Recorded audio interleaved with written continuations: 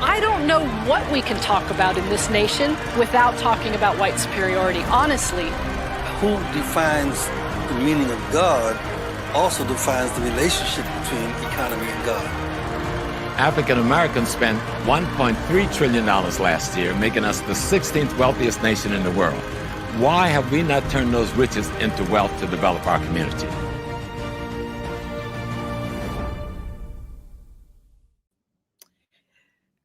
Peace, family, peace. All right, listen, we have a good show tonight. That's why I'm late, because I was sitting here talking to Dr. Fraser. We are going to enjoy him.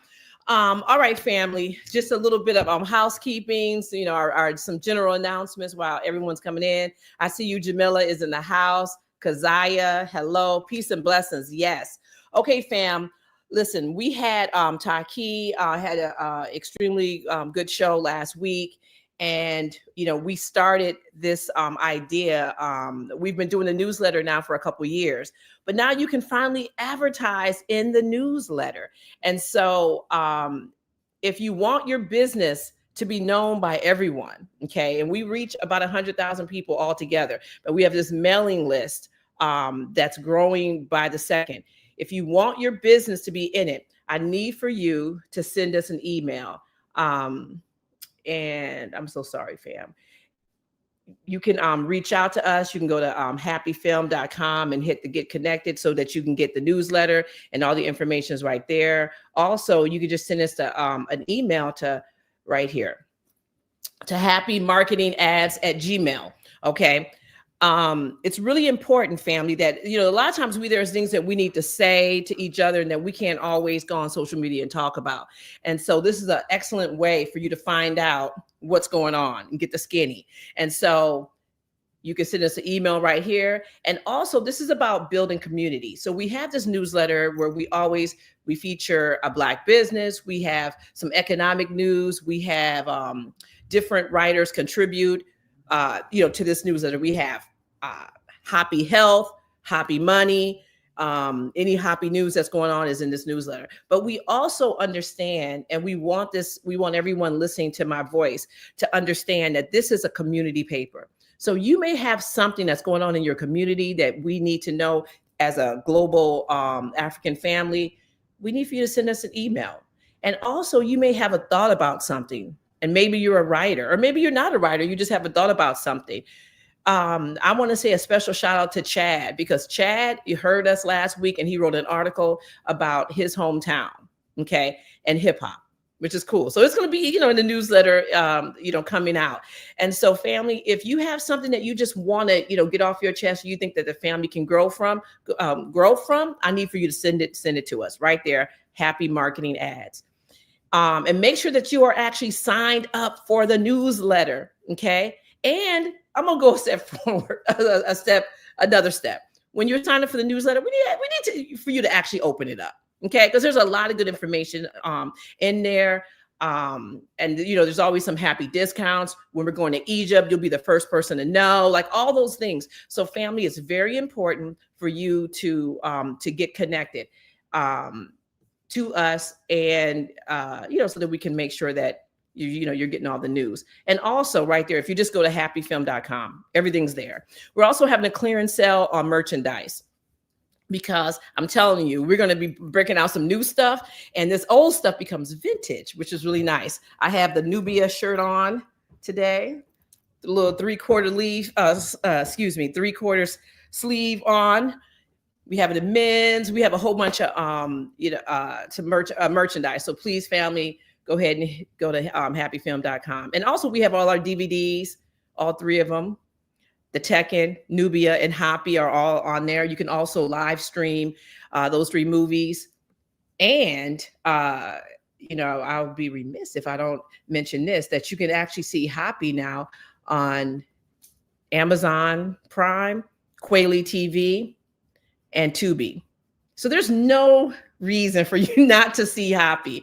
A lot of people think that we have HAPI Talks, which we do, but HAPI Talks came from HAPI, the role of economics in the development of civilization, which is a 2-hour documentary where we really go deep. And so, family, if you haven't seen HAPI, right there, Amazon, Quayle TV, or Tubi, check it out. Yeah, and you just want to get connected. Also, let me just say, shout out. I see King Simon is in the house. Yes. Hey, happy day. Yes, yes, yes. Mr. 19. Oh no, I'm sorry. Mr. 198 Battlefield. Peace, peace. So also, family, listen, everything that we do costs money. Okay. And Dr. Ranopa Rashidi would say this all the time, is that everybody can't do everything, but everybody has to do something. So if you're unable to, to buy merchandise or whatever, you can always make sure you are liking and sharing this video, like Shago right here is saying. But you can also, if you're, I hate to be in people's pocketbooks, but if your pocketbook can survive it, to send us a couple dollars, because everything that we do costs money, and all the money that we get in terms of cash apps or any donations, they go back to people that look just like us. So, family, make sure that you're supporting if you can. But the least and most inexpensive way is to actually like and share this video. Okay, that's super important. Sorry, right there. If you want to contribute to our Cash app. All right.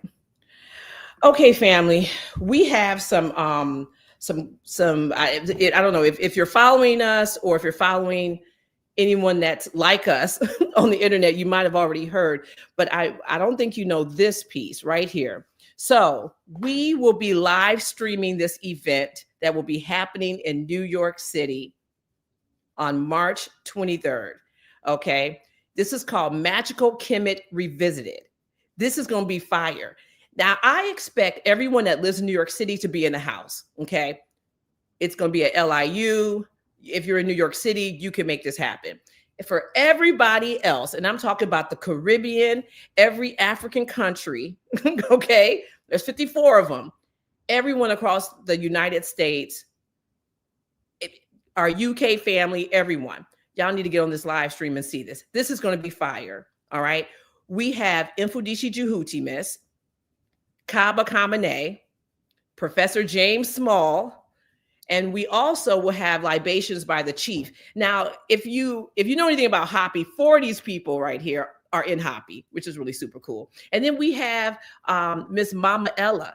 She's going to be in the house as well. So, family, this is your time. The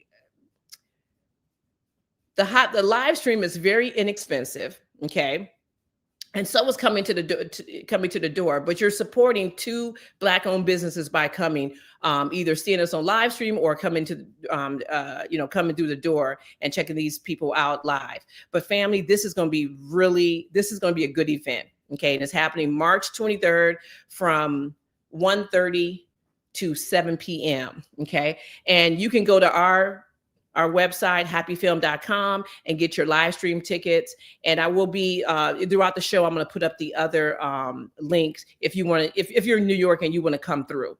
And also there's still some vending space left if you want to vend there as well. But family, right here, we expect everybody.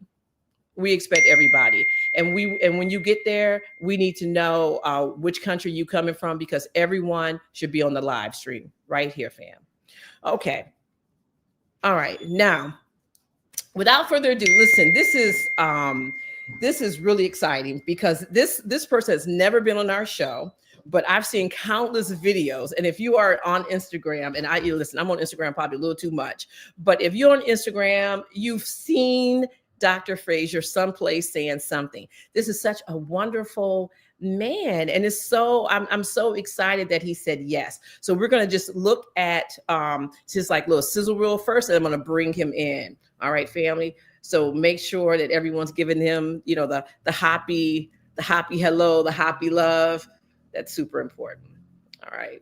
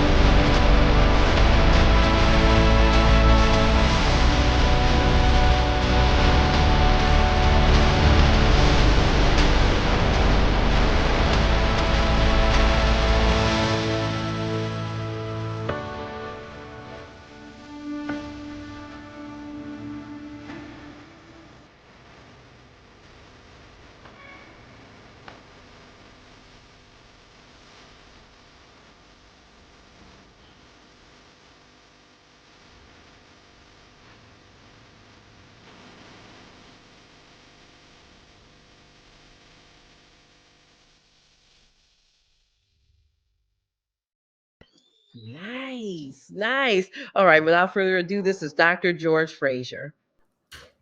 Hey, Dr. Fraser. Hey, boy, you have so much energy. I admire you. It is coming off the screen into me. God bless you. Thank you so much for that. This is Oh, a pleasant surprise, really.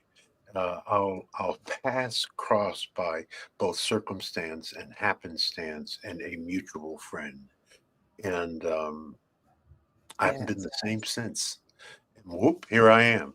I mean, that Whoopsie. happened really quick. But it's I think it has to do with your infectious way of talking to people and emanating that kind of feminine energy and love that is Mm, only invested in mm, a Black woman. And I love that about you. mm.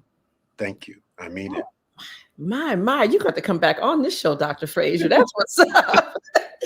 You know what is, let me tell you, it's so this is a happy is my happy place for real, for real. Yeah. Down to people, what we're doing, what they're doing. Like this is it's really nice. And it's really an honor, to sit down with you. And when we have people come on, like Taki and I are really students.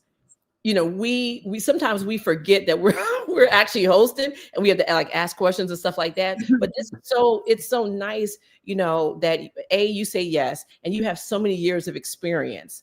You're not just talking, you're doing it, which is our motto. So we're already there. And our friend Dr. Ken Harris, I mean, listen, Dr. Ken has he hosted two of our events, our live events, one in Detroit, the One Africa conference, and then he came to New York and hosted Happy Day of Black Excellence. So yeah. So when he said, he's like, Wow. oh, I know Dr. Fraser, I was like, what? So Wow. yeah. Wow. Well, this is a joy and a privilege to address your audience, your august audience.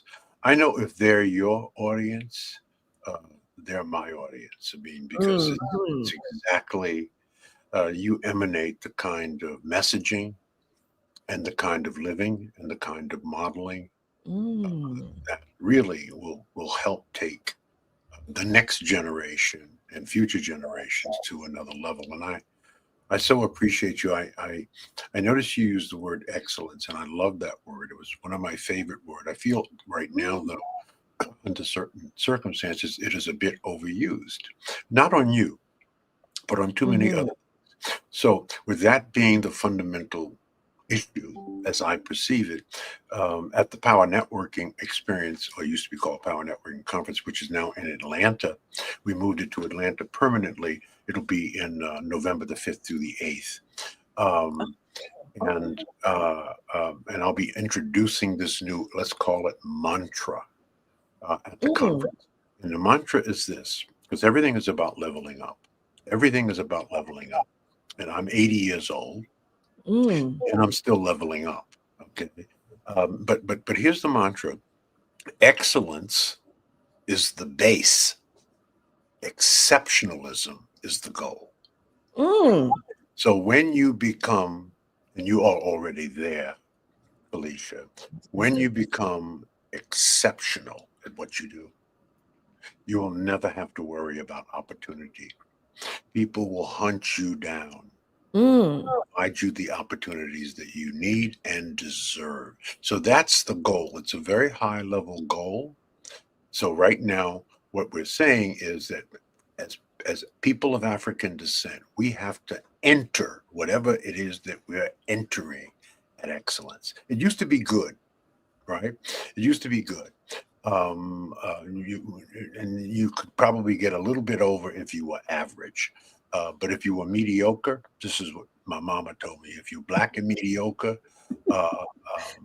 you better leave in America. You better leave because you're going to be marginalized and you're ultimately going to be destroyed. So now that has been leveled up over generations. Excellence is the base. Now we have to have a new aspirational goal, and that is to be exceptional at what you do. And that you are. I say all that to say that.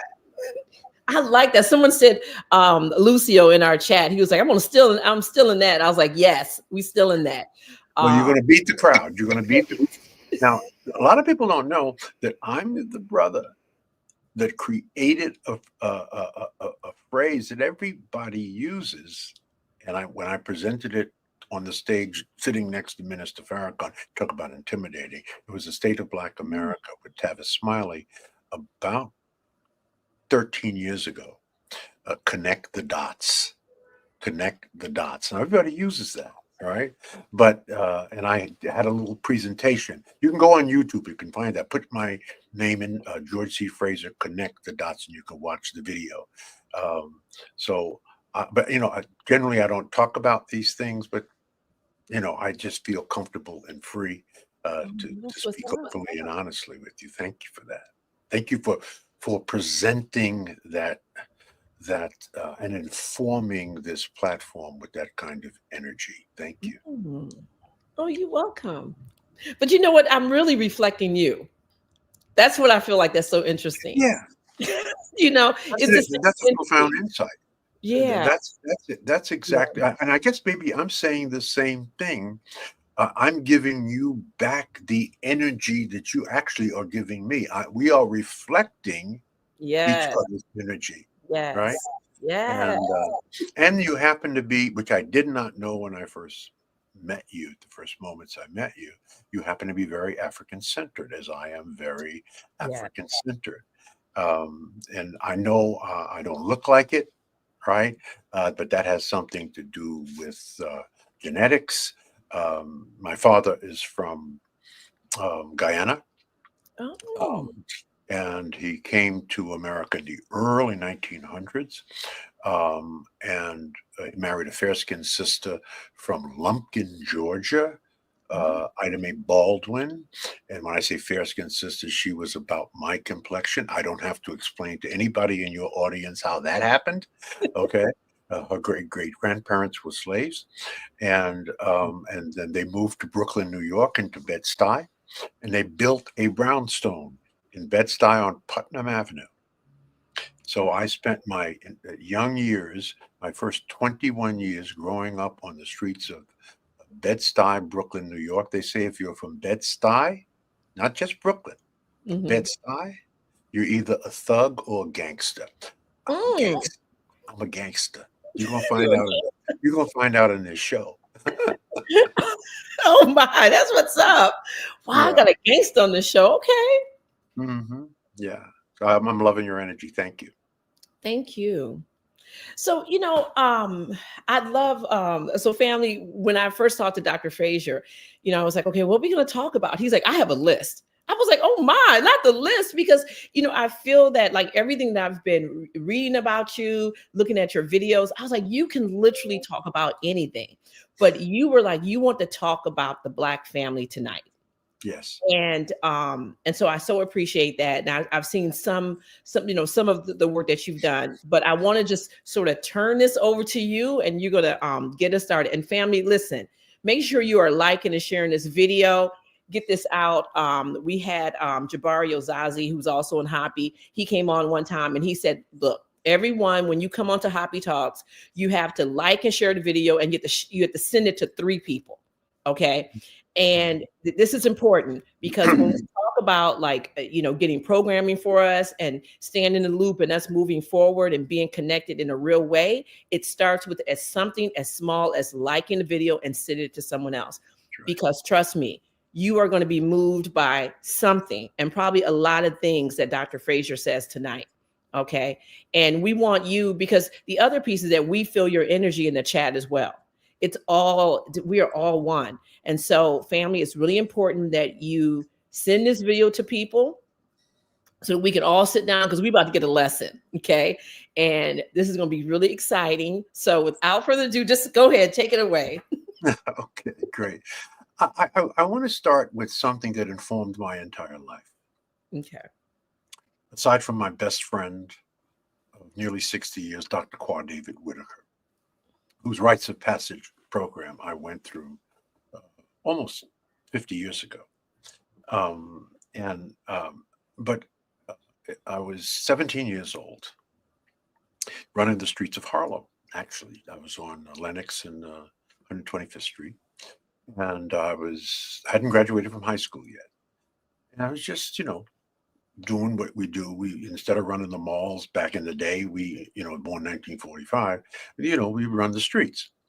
And there was a young man on that day in 1962 who was standing on the corner on a soapbox talking. Wasn't Malcolm.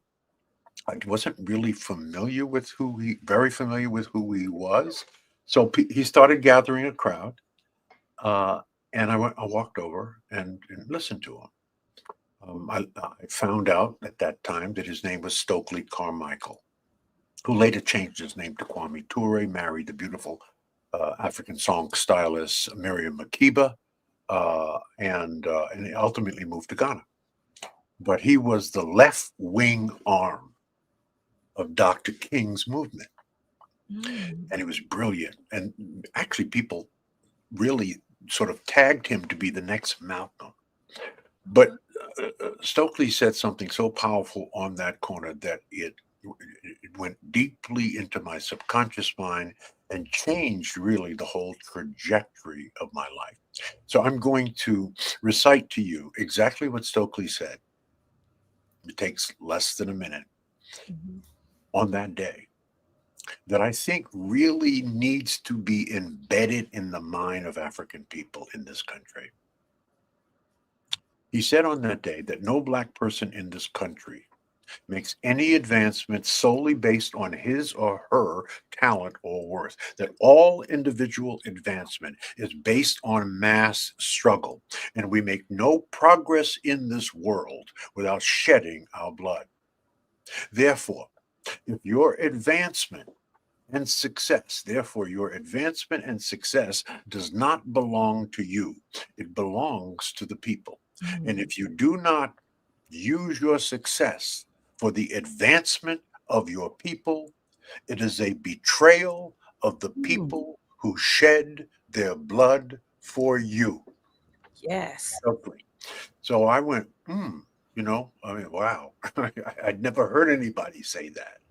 And that embedded itself in my subconscious mind and really informed the trajectory of my entire life.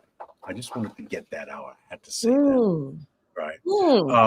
Now, let me get to the subject at hand. There is no culture in the history of humankind that has risen to maximize their full human potential without family at the center of that culture. I give a talk on the power and importance of the human connection. And the essence of that talk is that the most important human decision you will make about another human being will be your life partner. You are pledging to this person that you choose to be your life partner till death do us part. Now, that's a hell of a thing to say to somebody. Till death do us part. I got married at 28. Okay. Wow. Till death do us part. And we're both young, dumb, and sort of full of cum. That's street vernacular. Yes. Right. But I felt at that time, as a little as I knew, because I'm only 28, what the hell did I know? But I felt that we were evenly yoked. She was pretty, she was smart, she had character, she had integrity. She grew up old school as I grew up old school. We are the same age. And she was taught to be a wife. She grew up with a mother and a father. And that impressed me. And so I proposed to her and married her. 52 years later, wow, we still kicking it. Still kicking it. That's another discussion. And that's sort of the context of really what I want to explore and maybe reveal, because so many of our people don't know what I'm about to say. And I understand why they don't know, because it's really like revealing to somebody that you have cancer People don't talk about that. They keep that quiet. The more quiet you keep it, the less you do about it, the more it metastasizes and ultimately will kill you. Mm. This is something we need to talk about. It's not being talked about. That's why I chose of the 5 selections you had. I could have talked about either one of those, but I wanted. This is very important.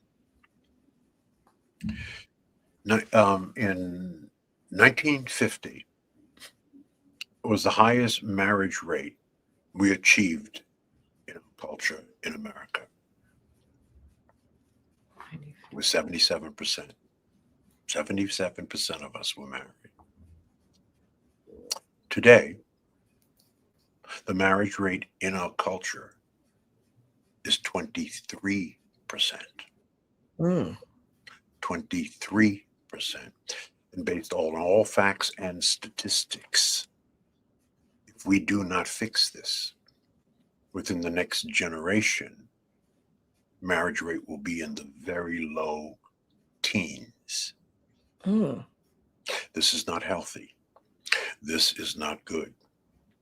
71% of our women are not married, and 29% of them will never get married. 66% of Black men are not married, and 34% of them will never get married. Mm. This is exacerbated by 2 other devastating statistics, of which there have been many warnings of, beginning with the Moynihan Report, 1965, when it was discovered through the U.S. Census Bureau that the out-of-wedlock birth rate of Black women was 5 times the rate in America. America was 5%, Black women were 25%. Wow. Senator Daniel Patrick Moynihan from New York was commissioned to do a major study on it.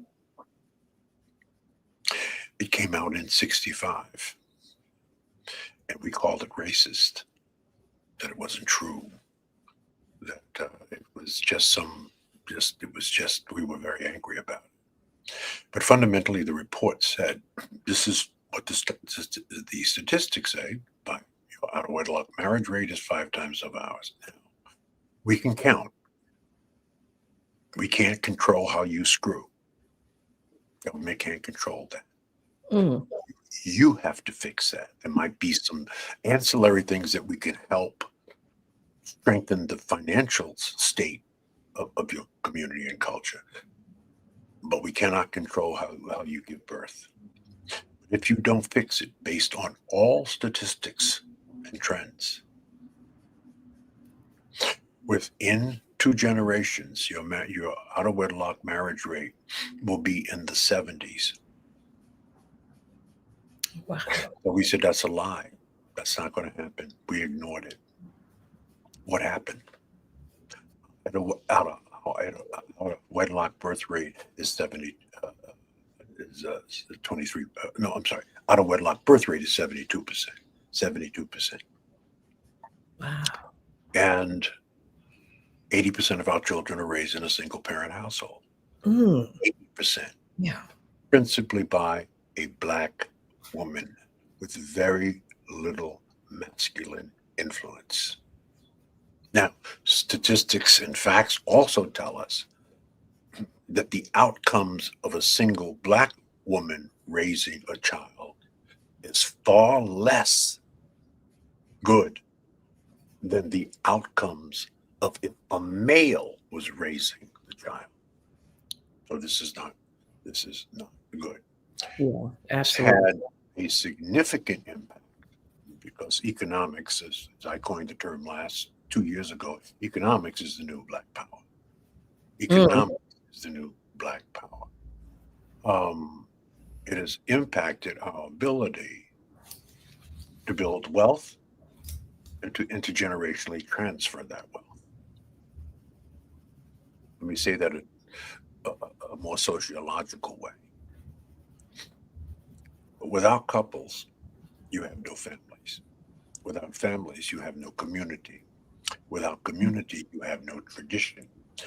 Without tradition, you have no culture. Mm. Mm.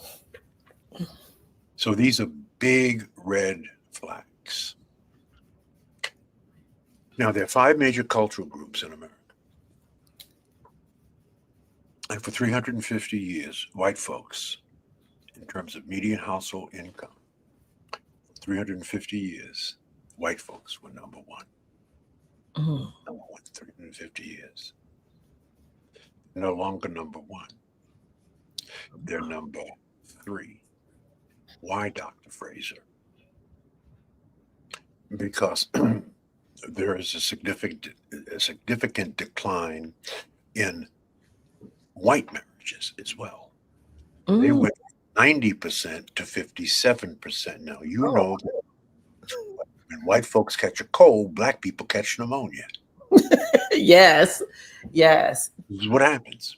Okay. There are lots of reasons for it. I can go into those reasons another time. So what I want to do is articulate for our audience what the median household income looks like of the 5 major cultural groups, and to compare it to the marriage rate. It's very simple. Who's number one in America today? A lot of people don't know. East Indians. $124,000 a year is their median household income. This is statistics from November of 2022. Okay. What is the marriage rate in the East Indian culture? 94%. Second are Chinese Asians. $109,000 median household income. What's the marriage rate? Nearly 70%. Third are white people. $81,000 a year. That's marriage rate 57%.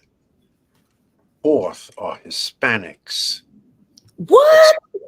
Okay, I'm sorry. Hispanics, $63,000 a year, 70% marriage rate. Black people at the bottom, $53,000 a year, marriage rate 23%. Now, anybody doing any simple math and do any correlation, you can see that median household wealth is fundamentally driven by marriage rate. Why is that? It's just very simple.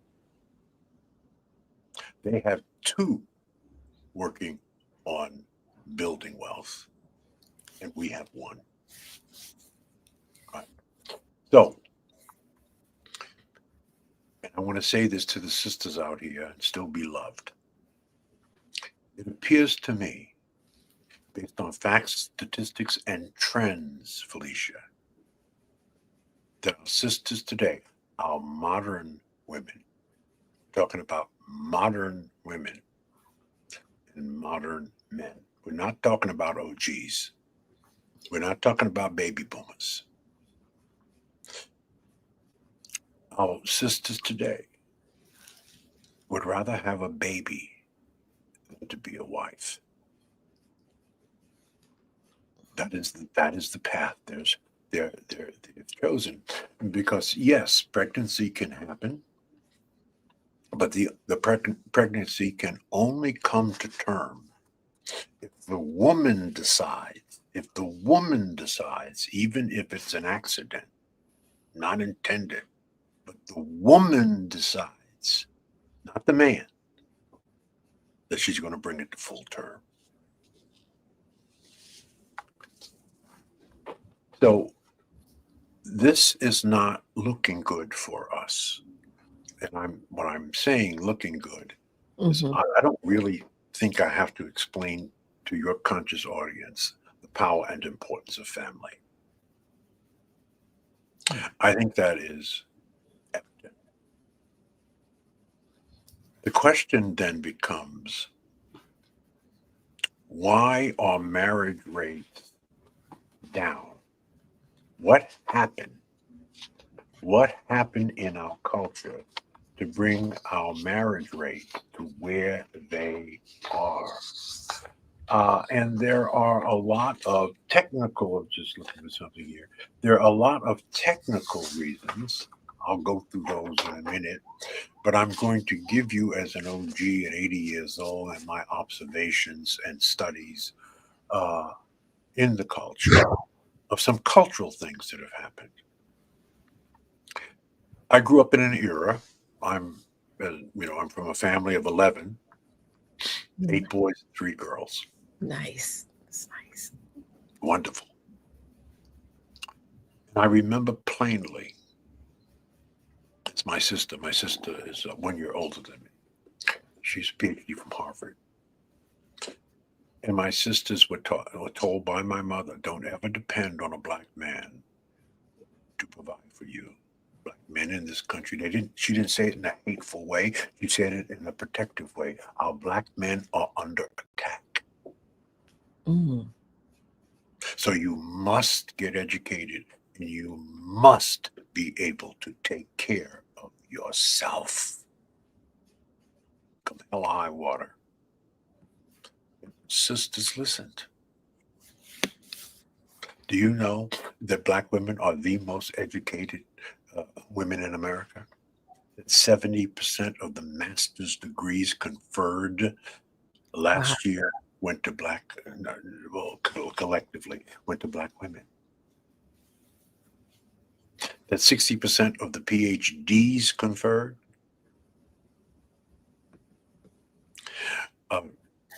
belong to black men and women combined. So our sisters are educated. They are earning as much, if not more, than black men. They are less of a threat to white men and pleasing to the eye, quite frankly, of white men. And upward mobility for them is not easy, but it's easier than a chocolate brother. I can tell you that. No question. So that was one of the mitigating circumstances. It wasn't the only. It's never one thing, Felicia. It's a confluence of things over time that deteriorate and destroy the base from which a family is built. The other thing that happened in the 60s and 70s was feminism.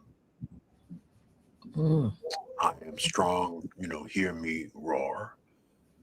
Now, there wasn't as big a black feminist movement as there was a white feminist movement, but it was so popularized in America that it really did strengthen women and provide them access to more opportunities and more income. So that helped to strengthen this objective that was assigned by OG moms to the modern woman, right? So they were stronger. There's more opportunity.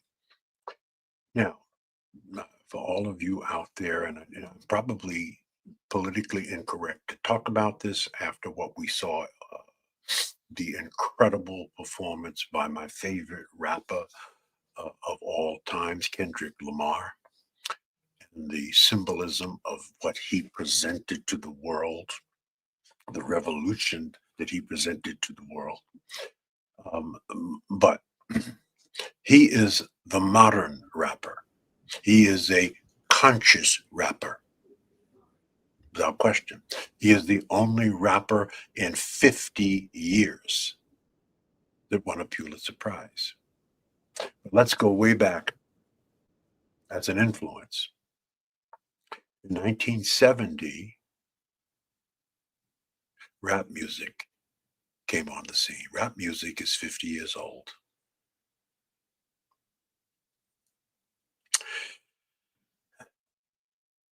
And that was one of the causal reasons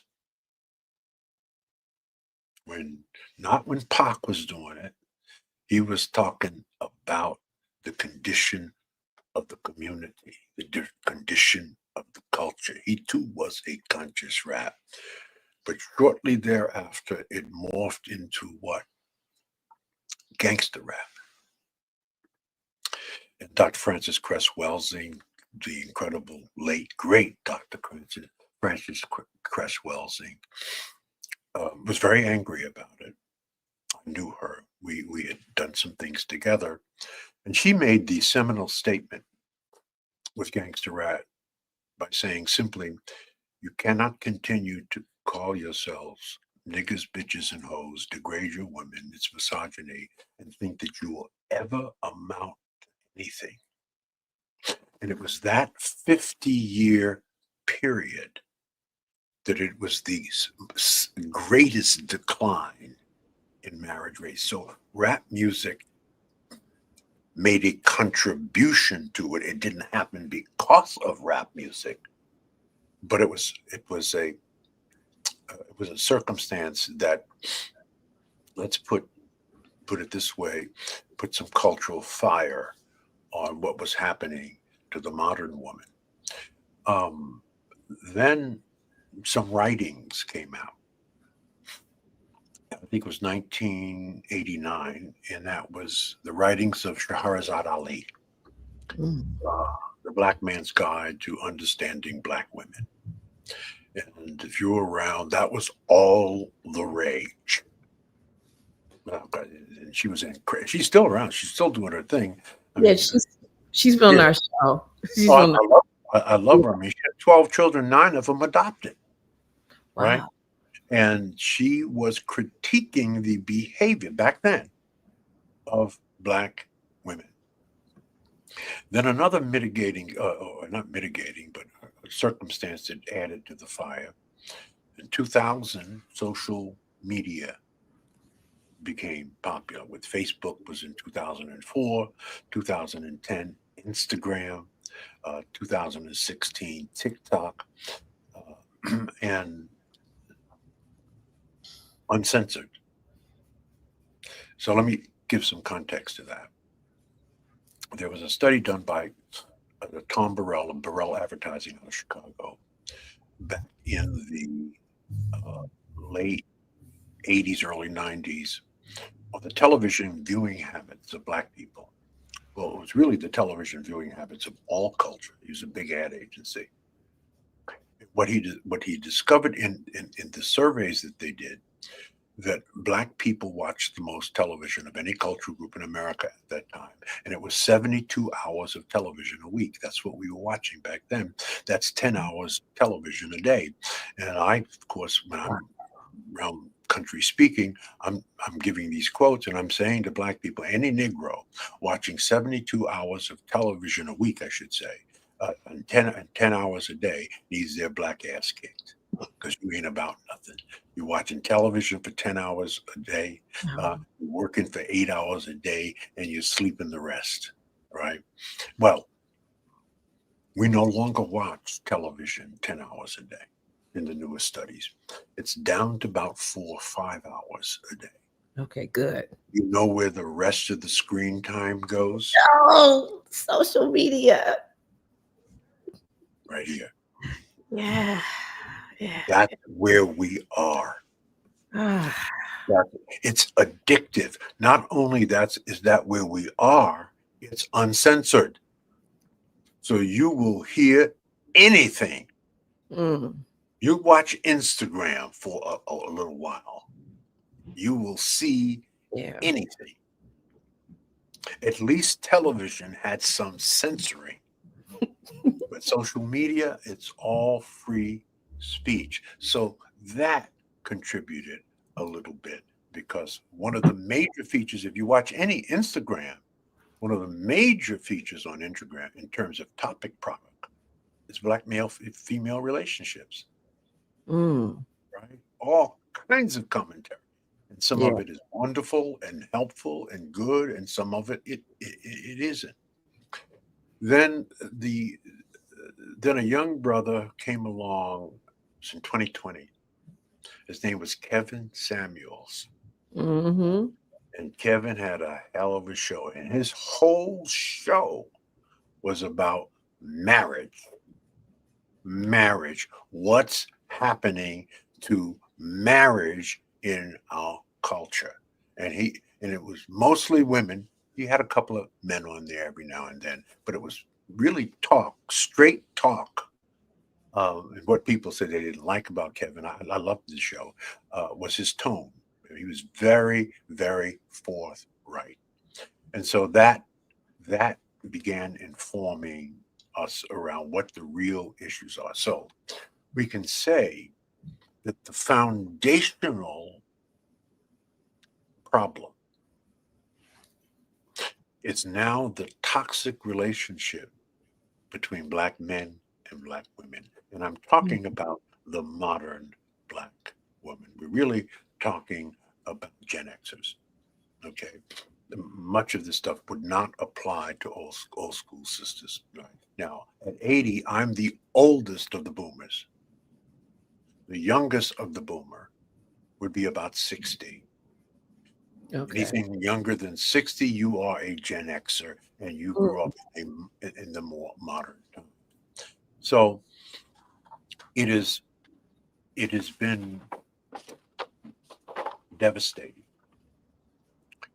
Now, if we want to look at the sociological reasons, high level reasons for falling marriages, economic disparities in our culture, economic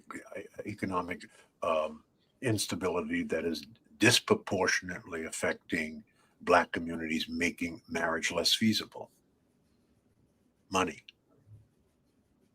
cultural shifts, we talked about that, changing cultural attitudes towards marriage and family structure, high rates of incarceration. This is what was going on in the 60s and 70s, disproportionate incarceration rates among Black men that reduced the pool of eligible Black partners.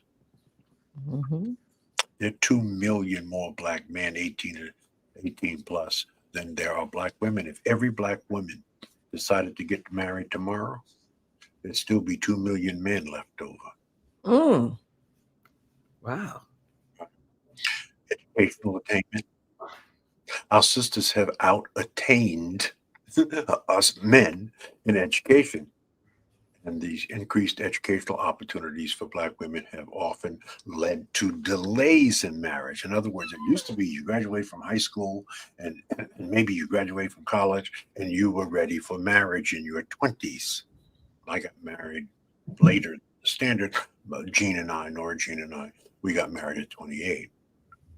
But a lot of our sisters, now that they were getting much more education.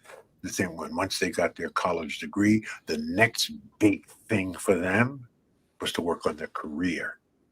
So they delayed marriage to pursue advanced education and advanced opportunities. So that delayed the age of marriage.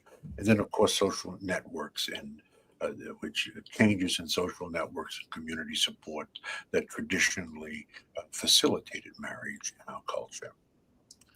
So it's a lot of things. It's not one thing, but these are quiet things that we don't talk about that have a domino effect.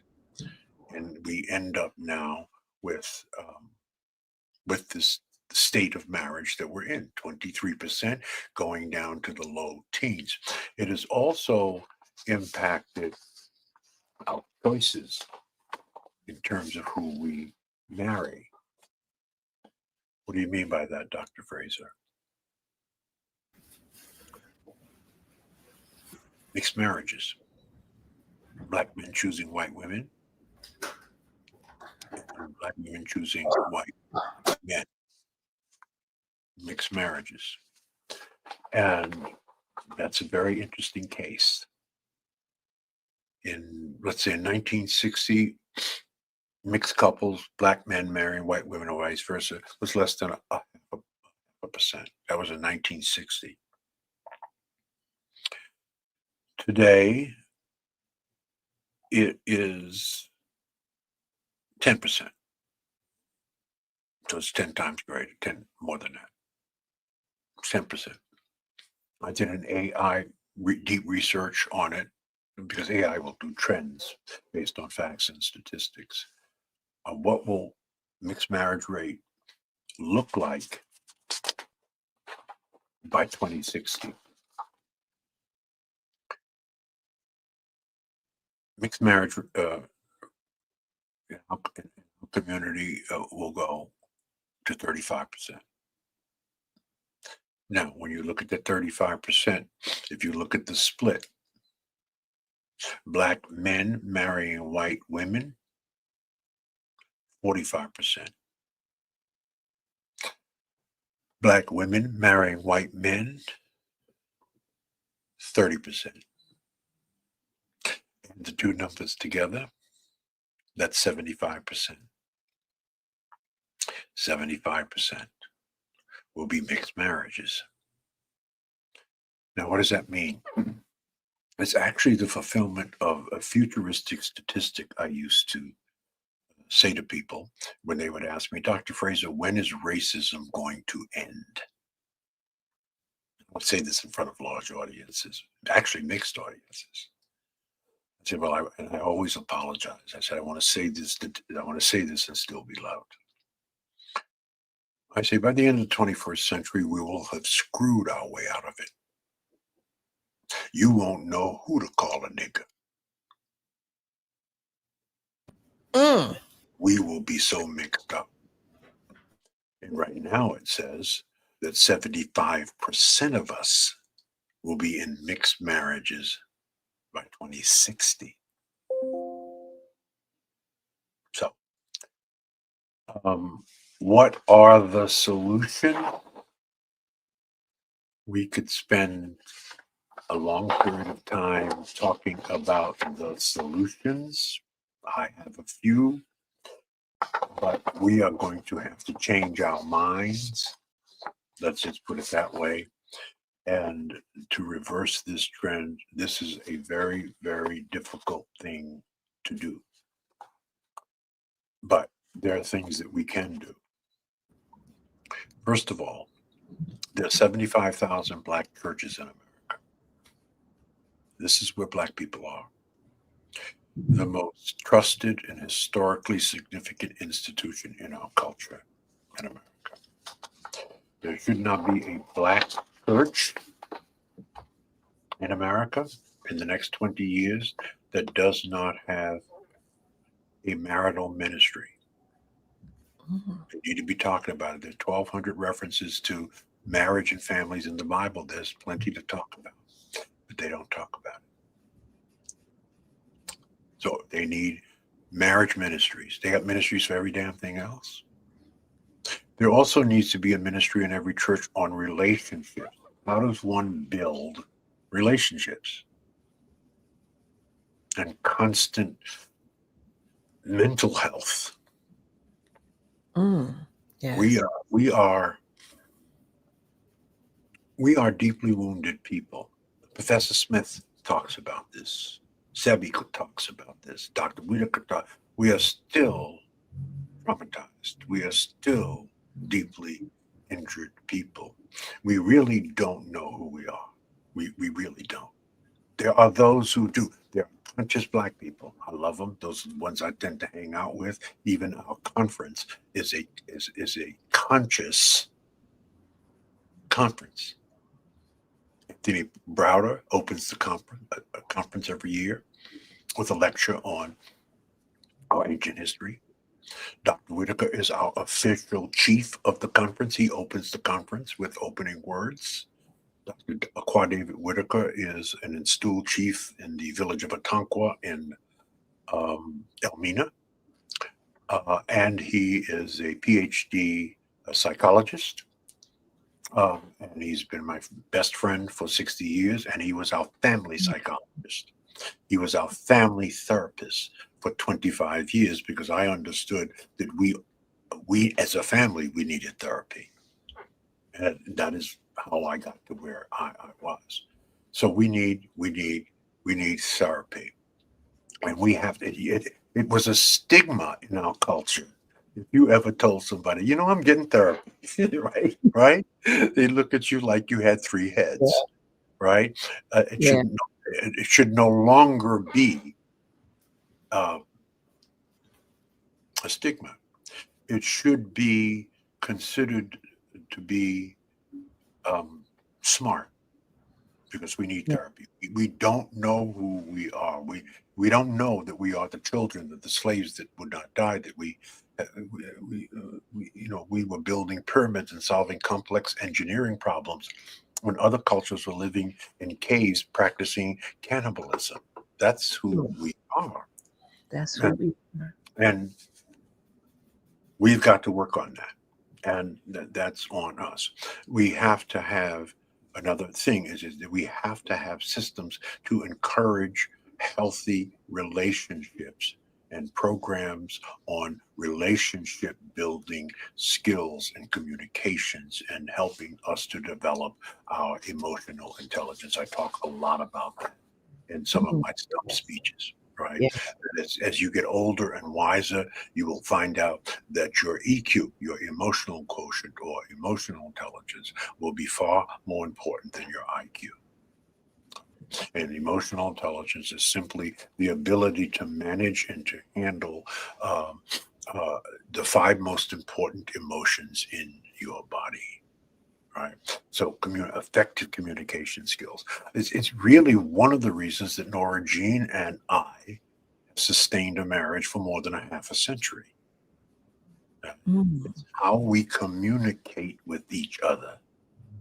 Right? Because in 52 years, people used to ask me, Dr. Fraser, what is the key to staying married to the same sister for a half a century plus? And I say to them, well, it's a one-word answer. Amnesia. That's the key. And then I unpack it. I said, listen, in 52 years, Dr. Fraser is going to do some dumb shit. And so is Miss Nora Jean Fraser. She's going to do some dumb shit too. Now, when we do our dumb shit, because we both have high emotional intelligence, we sit down, we discuss it like we're sane, right? We reach middle ground, and then we bless it and release it, never to bring it up again, unless you do the same dumb shit again. And you only got 2 or 3 times to do it. All right. So the same thing. So moderating our tone and how we respond to each other out of love, out of empathy, out of sympathy. If sympathy is necessary, out of understanding and reaching middle ground, and then the only evidence of forgiveness is change. The only evidence of forgiveness is change. Well, I know you want forgiveness, and I want you to forgive, and thank you for forgiving me. But I'm watching you. I'm watching you.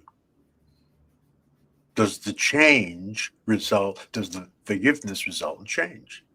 So, and that's what couples do.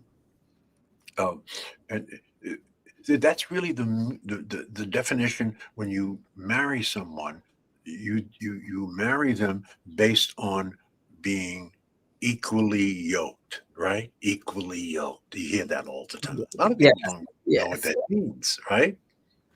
Here's what it means. And this is what you need to look out for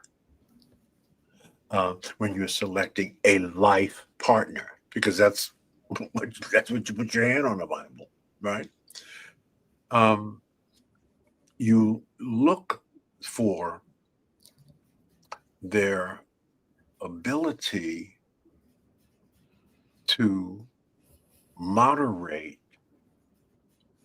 their emotions in the hills and valleys and twists and turns of life.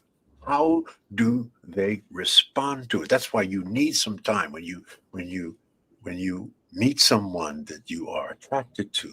You need some time to monitor their reactions to a variety of things, because the first few weeks, few months is all peaches and cream, right? And everybody, the whole world is a whole world is a stage, and everybody's playing a part. It's certainly the truth when you're courting someone in the earliest stages of that courting. It's through the time and through different circumstances that you moderate how people respond to certain things, and you see if you're equally yoked. So equally yoked means my strengths cover your weaknesses, and your strengths covers my weaknesses. In other words, we say that in a different way. I got your back. Yeah. I hear you. I feel you. Right. We'll talk about it. Yeah. So it's an art and science to it.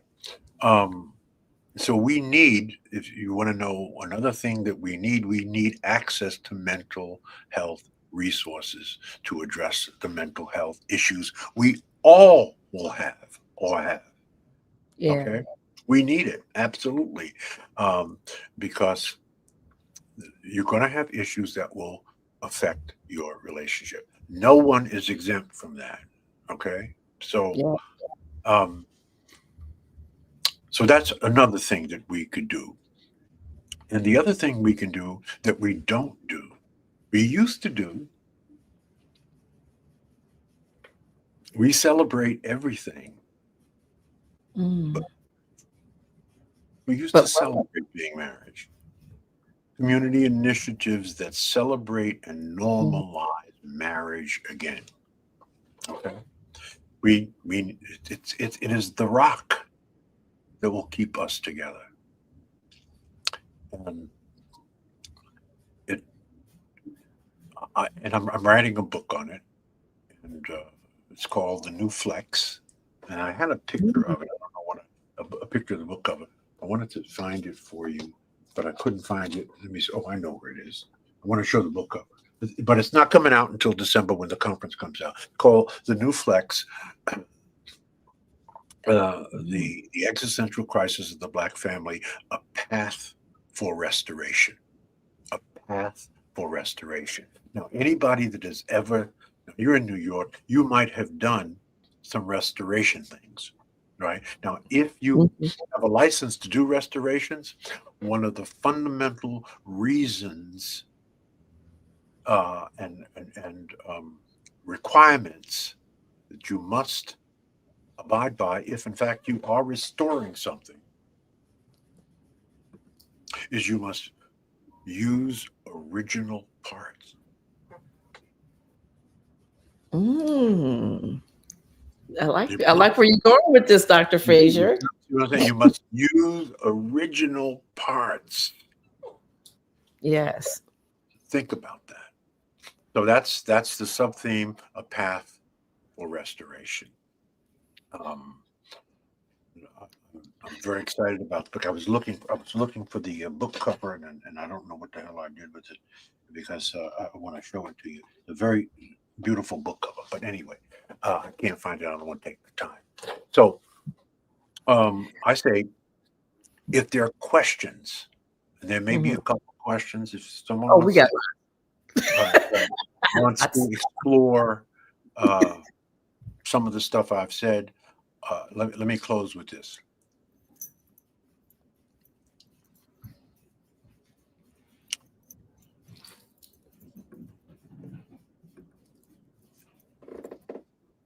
My favorite quote outside of the Bible is a quote by Marcus Aurelius. I study Stoicism. I study African-centric philosophy, and I study the philosophy of Jesus Christ. Those are the three philosophies I study. I read 100 books a year. Again, I'm in my office. There's 2,500 books in my office, and my office ain't in my home. There are 15,000 books in my home. Wow.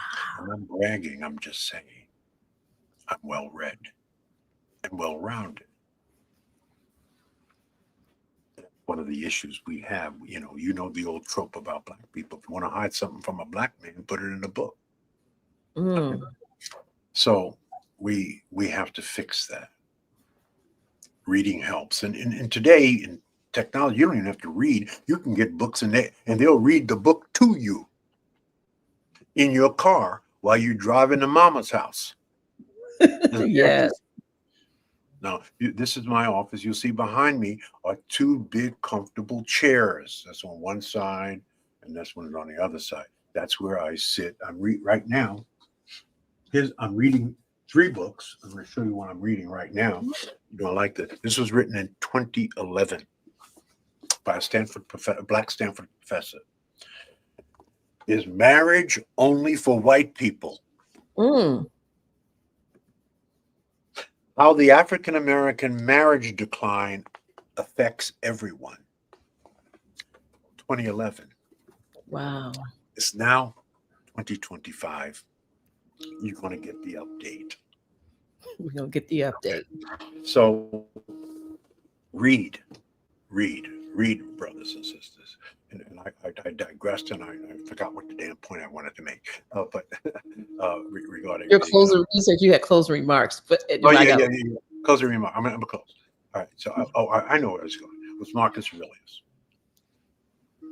Marcus Aurelius said in 600 BC. 600 BC. He said that the impediment to action advances the action. What stands in your way becomes the way. Repeat that for you, brothers and sisters. The impediment. I got some more. I'm trying to get off. It's over here. Okay. The impediment to action advances the action. What stands in your way becomes the way. In other words, the obstacle is the way. Where there is no obstacle, there is no way. What is the first thing God does when he gives you an assignment he feels that you are prepared for? He puts an obstacle in your way. And your job is to find a way over, around, through, and around and under the obstacle, trip and fall and make mistakes and learn the lessons from that obstacle. Yes. Obstacles do not block the path. Obstacles are the path. I like that. That makes so much sense. Where there are no obstacles, there is no way. Everything happens for a reason and serves us in some special way. And you will never understand the reason looking forward, and you will only understand it looking backwards. Okay? It's a reason. That obstacle was put there for you to learn something. And if you don't learn, what happens? The Bible tells you, you will repeat it. And you will keep repeating it until you learn it. Well, that's really sort of a metaphor for marriage and partnership. There will be obstacles. I'll finish with this. If you are going down a straight path, lined, paved, no twists and turns, no hills and valleys, that path will probably lead you nowhere.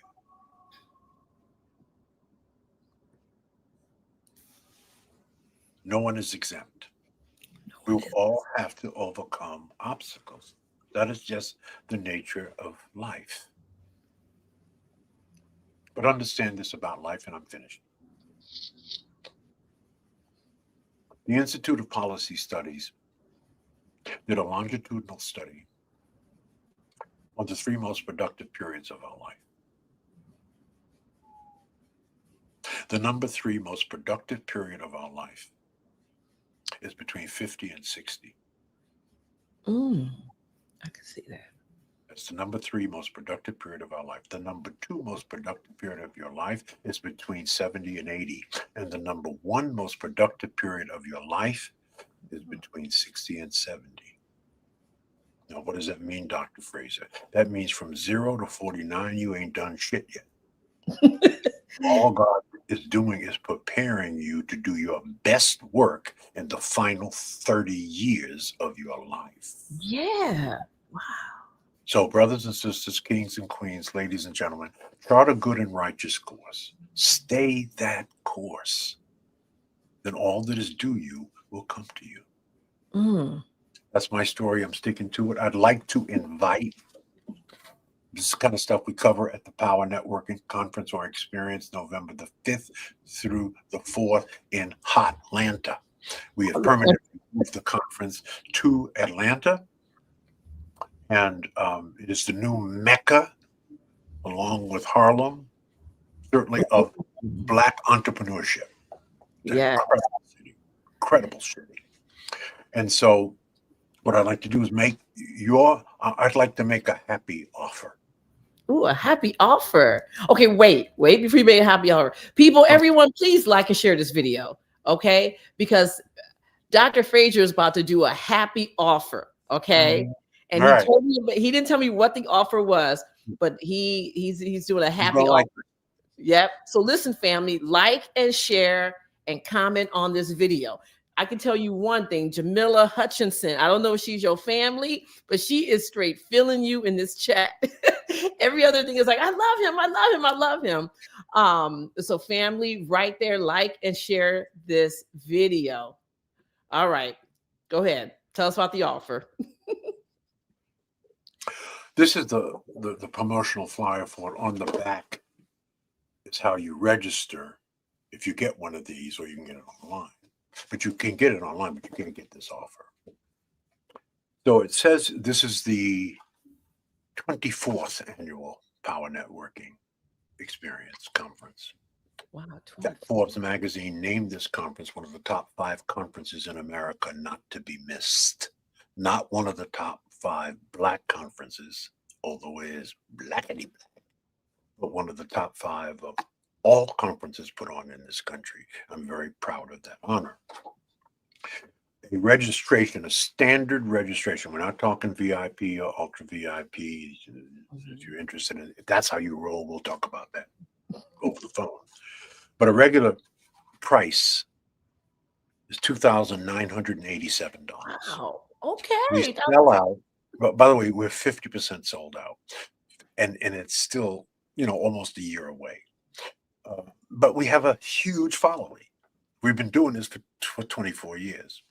That's the regular price. Now, to be honest with you, we have an early bird price because it's early. Okay. And that price is $1,287. $1,287. We want you to bring a young person. We should not be meeting like this with all of this subject matter expert and all this power and all of this consciousness packed in 1,500 people packed into a convention center. Well, it's actually not in a convention center. It's in the Omni Hotel, which is huge in Atlanta, downtown Atlanta. We want you to bring a student, a young person, 17 to 25. Our young people should be meeting sitting at the feet of masters, and you should be accompanying them and exposing them to see 1,500 of the baddest brothers and sisters on the planet gathering together to connect, grow, and prosper so that we can learn, earn, and return, which is our theme. It's priceless. A student registration is $567. So let's say round number 600 and 1,300. That's $1,900 for one adult and one student. So I'm going to reduce that price from, what did I say, $1,900 to $499. Oh, $499. So that's a 70+% discount. $499. Now, you cannot go on the site and get that. There's an offer on the site, but it ain't that. It's the early bird offer. You can't get that. This is a happy offer. The only way you can get that is through me. And the only way you can get it through me is you've got to email me. All right, family. Yep, I put up the email. So you can email Dr. Fraser directly, chat him up. That's right. He can give Email me. You up. And the subject line, put I'm in, happy. This is limited to happy people. In the body of the email, your full name and your cell number. Your full name and your cell number. I'm going to limit this crazy offer, because it's a crazy offer, because we're going to have to subsidize your registration by another $600. Now, we don't take it out of our pockets. We will get a sponsor to subsidize your offer. And give me, once you do that, you email me, I will call you. I personally will call you. That's worth the price of admission. and we will handle our business over the phone by credit card. Now, if you roll VIP, we'll talk about VIP, but I'm not going to get into that. But so that's the offer. It's limited because it's a crazy offer. It's limited in people. So the first 10 people get the offer. Okay. That's what's up, Now, family. how will I know who's first? All emails are timestamped. So that's how I'll know. So I'm serving up 10 of these. Be the first to take advantage of it. If I wake up tomorrow and I'm feeling a little bit different, it depends on what the response is. I may do a few more, but don't hesitate. Make a commitment to yourself. And the best way to make a commitment is to invest. Put your money on the table. Absolutely. Then get your money's worth. And how many days? And wait, when say the days again of the PowerNet conference? You said November 5th through the 8th. Okay, so 3 days. In Atlanta. And if you live in Atlanta, kings and queens, you ain't got no excuse. Because you ain't got no airfare, you ain't got no hotel bill. Or if you live in proximity of Atlanta, it's a drive. So that's my offer. Okay, thank you. It's a love offering. It's a love offering. It's a happy love offering. We like happy love offerings. That's what's up, Dr. Fraser. That's what's up. Wow. Okay, wait. Listen, you said a lot of stuff, Dr. Fraser. So I got some questions here. Okay, I have one of the things, because you were talking about Black Americans. Is there a difference between these numbers with Black people who don't live in America, like Africans and the Caribbean folks and folks in UK? Is there any difference between the numbers? Very important. The only other country where there really is an issue is Jamaica. Believe it or not, Jamaica is worse than us.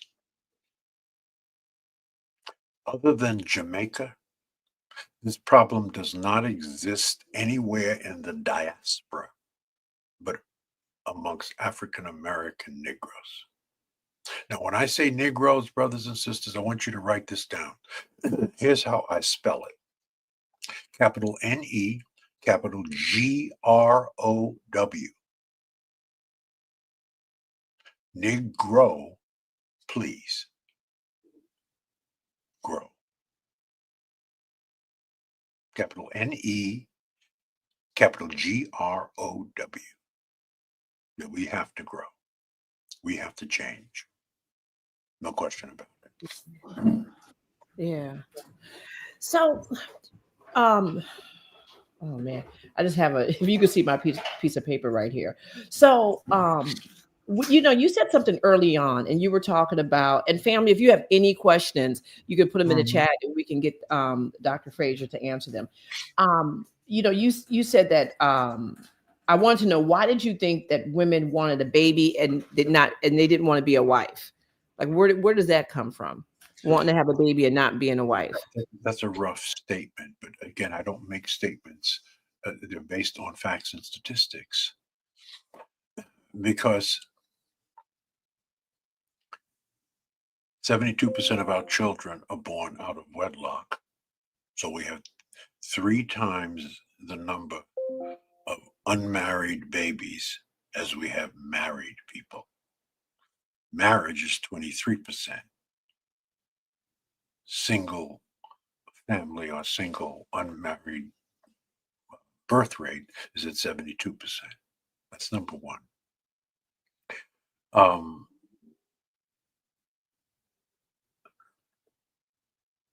And what you do is you look at trends. And what I've done is I've looked at the trends from the high rate of 1950 of marriage to now 2020, the rates for 2024 and 2023 aren't out yet, up until this point. And it's been a precipitous drop. So then remember that 80% of our children are being raised in a single parent household, principally by a Black woman. Right? So it's a reflection of the toxicity between Black males and females at this moment among the modern Black woman and the modern Black men.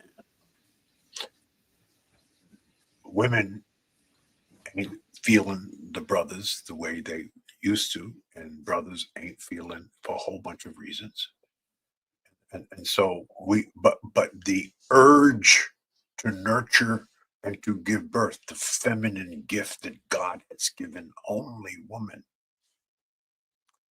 is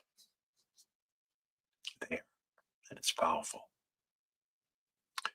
And there's so many ways that you can have a child.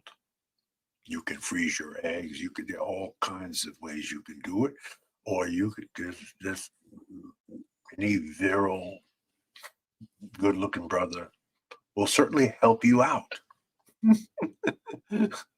right? If you make it appealing enough. So many of our women want children, but they ain't feeling the marriage thing. If they are feeling the marriage thing, I just demonstrated to you through facts and statistics, they're choosing another race. And that's increasing. So we got to fix that. So that's where that statistic comes from. Yeah. Based on facts, statistics, and trends, our sisters are having babies at a very high rate. That's a wonderful thing. We're more than replacing ourselves. We ain't worried like white folks are worried. White folks are really worried about, extinction. They are not replacing themselves. Their average family birth rate is under two per family. We're over 2 per family.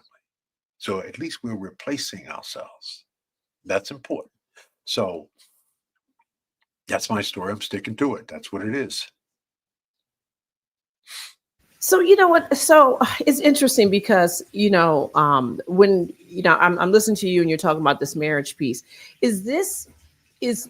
What is the difference between the actual like being married and just being in a committed relationship? Are we going to yield the same effects of those two things? Well, you have a very interesting point. If we're not getting married, what is actually happening? We're actually changing the definition of marriage. We now have situationships, partnerships, but not that committed financial thing that comes with marriage. I mean, what is the number one responsibility of a man in marriage? You put your hand on the Bible and you say it. Provide, provision, and protect. That's the number one responsibility. And a lot of men feel that they're on the wrong end of the stick if the thing goes south. I tell people that all the time. That's why I started by saying the most important decision you will make in your life is your life partner, right? Screw that up, brothers, 2 or 3 times and see what your life looks like. So it's an economic decision. And women are just, they are different today. The modern woman is different today than the old school women. And so there's a getting used to that, if we ever get used to it. Then it's, of course, women understanding what is the number one thing a man wants from a woman. What is the number one thing? Now, there's all kinds of studies that show you what are the number one reasons for divorce, okay? Or number 2, number 3, number 4. But what really is the number one thing that a brother wants from his woman? Peace. Peace. I guessed it. Yes. Yeah, I don't mean a peace. Yeah. No, I mean peace. Peace. Harmony. Look, creative force right there. Yeah, brothers got hard. I mean, they are still sword fighting the Eurocentric culture. Sword fighting Eurocentric culture. Wow, Right. like, But when I say sword fighting, let me dimensionalize that for you. We have a toothpick and they have a sword. So it's hard. It's tough out here. It's very, very, very tough. And it's tougher for men. And it always has been. And we have the biggest and most important deserving responsibility, and that is to provide and protect. That is easy to say. And unless you are truly a prepared brother, you're going to struggle with it. So when you struggle with that and you come home to your voluptuous, gorgeous wife, you simply want to chill. You want peace. And when Black women have a different definition of peace than we do, though. You see, this is what I love about Nora Jean, because she's learned that over 52 years, you learn what your man's definition of peace is. So you know what the definition of peace for a man is? Comes home, takes off whatever his work clothes are, and he sits down and he thinks about nothing. He just chills. He may make a drink if he drinks or she drinks. He may even smoke a joint. I don't know. He just wants to gather himself. Now, women's definition of peace is a little different. So a man is sitting on the couch, just nothing in his head, just recovering. And she quietly comes over to him and says, "Why are you so quiet?" And he looked at him. This is how my this is how my life started. "What, George? Why are you so quiet?" Yeah, look at her. She said, your granddaughter, she made a little birthday cake for you and sent me a little video, and she wants you to look at it and text or something." And she pushed it in my face. Now I'm just trying to chill and relax. Give me an hour. All right. And it's never, the questions are softer and nicer, but it's disruptive of this moment of peace that I want just to recover from the day. Okay. So, but you see, in the Bible, when we make a vow, it says, and I'm going to give you just a little piece of it. We come together and we become one. It doesn't say that we are one. No. That's not true. We become one. We learn each other. We learn each other over time. And the more time, the closer it becomes. I mean, Nora Jean can complete my sentences. She knows when I just want to chill. This took time. We become one. Now, if that doesn't happen, we become two. Right? Right. Because so it takes time to learn another person. She grew up in Cincinnati. I grew up in Bed-Stuy. I mean, she went to Bed-Stuy and it was culture shock. From Cincinnati to Queen City, it was culture shock. So she has to learn me. I have to learn her.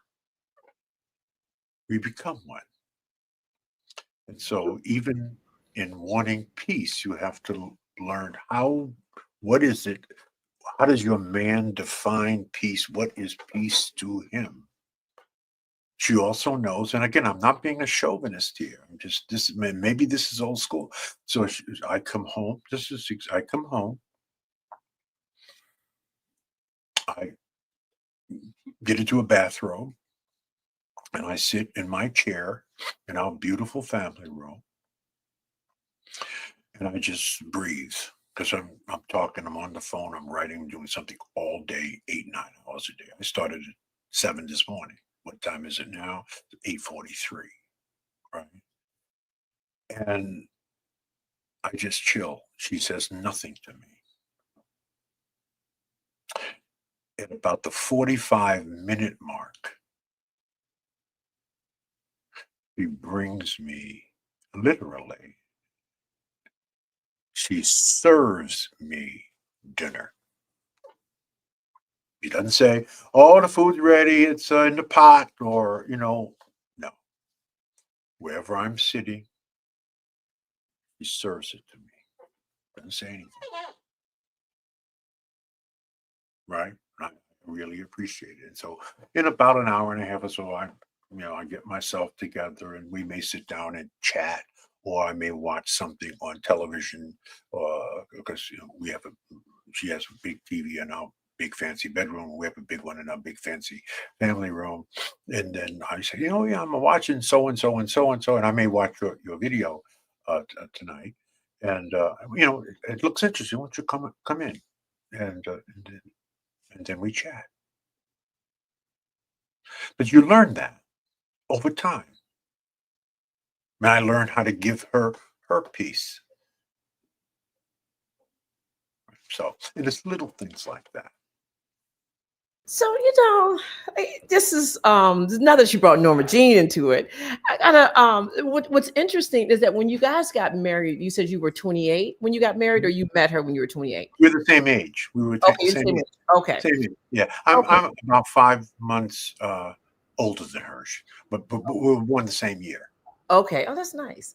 So, so it seems like, maybe, I don't know if you guys had the same intention when you got married, because I think, a lot of times we're doing stuff, but if we have to start at the lowest level, the foundation level, it's like, what's the intention? If our intention is just to kind of like get in a relationship and see if it works, well, that's a different intention with, then I'm going to get in a relationship and for my lifelong partner until death do we part. So like if the intention will influence the action.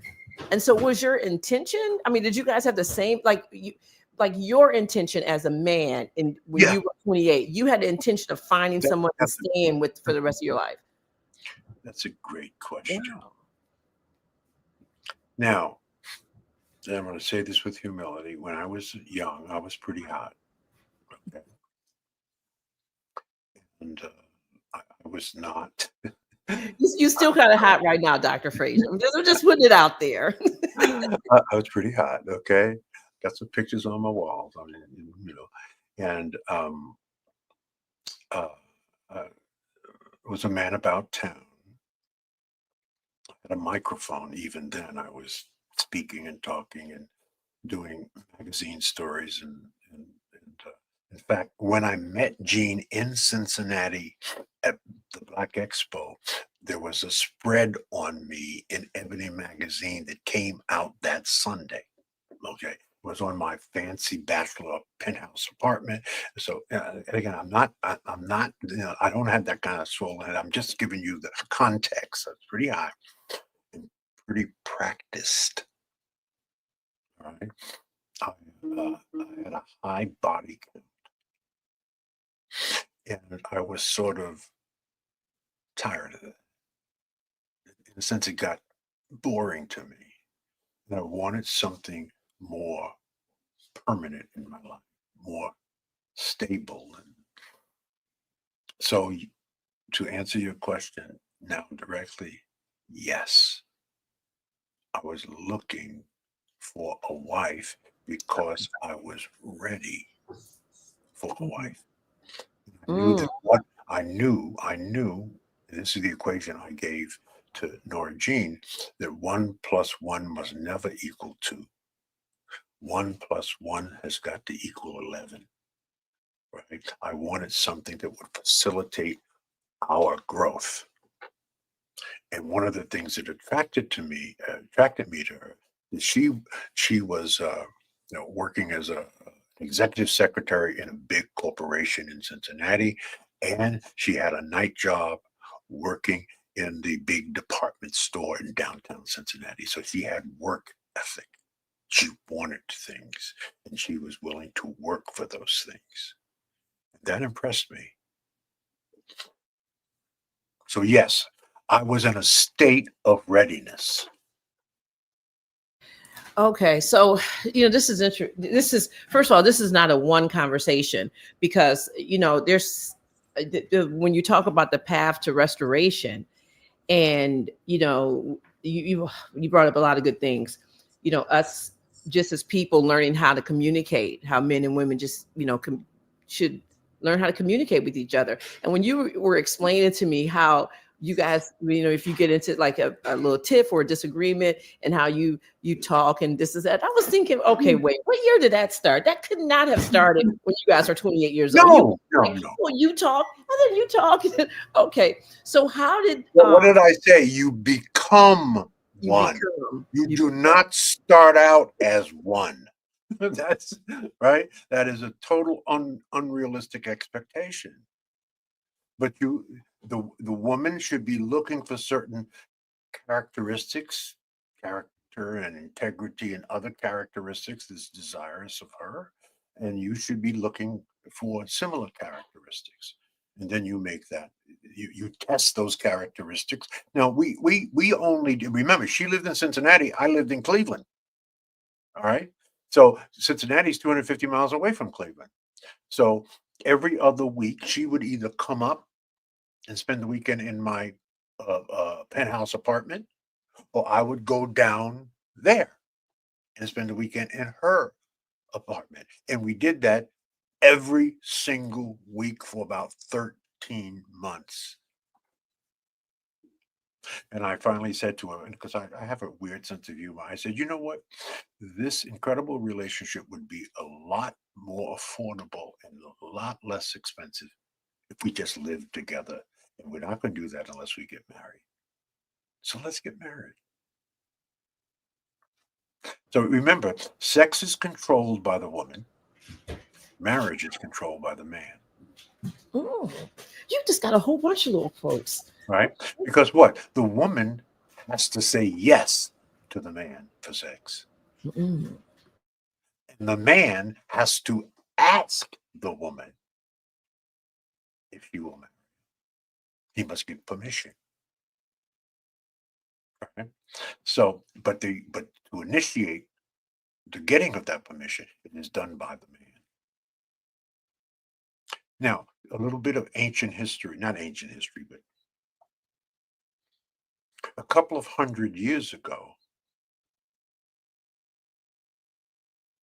it was the man that walked down the aisle, not the woman. The woman waited at the altar for the man, because the man was considered to be the prize. Cultural norms changed and switched up, and now it's the woman that walks down the aisle, and the man waits for his prize. Now, there's a whole lot of controversy about that one. Who's the prize? And I say both of the prize. Yeah, as I'm sitting here listening to you, and I'm looking at some people in the chat going back and forth about being peace and the whole peace idea, and you just saying that. But it seems like if our goal as Black people is to be financially independent and to keep on our race, that we all, men and women, have to make a decision to be committed to doing what's necessary to bond relationships and to keep this moving forward. And so if that means that I have to, because I feel like anything, there's some sacrifice in anything. And it's nothing. When you're explaining to me like what you need to be peaceful, and I think about so many times I've been in past relationships where I would like just the fact that you want to come home and not talk to me. I was like, oh, why you don't talk to me? Why don't you talk to me? Oh, you got a problem. And so I'm like, I could understand why it was not somebody's piece. Like I could understand that. But but it wasn't, and this is the thing. It's like once I started understanding who I was, right? I was like, well, damn, I need peace too. And You do. the other piece is that if my intention is for you to be good, then what do you need to be good? You need to be able to sit down in your robe and chill for a minute, and I bring you some food. Right. That's what's up, because my goal is for you to be good, right? That's And then that's right. by me being good to you, then your goal now is to please me. So if That's I need exactly for you right. to, yeah, That's how it works, mhm, mhm, right? The second most important thing a man must have from his woman is respect,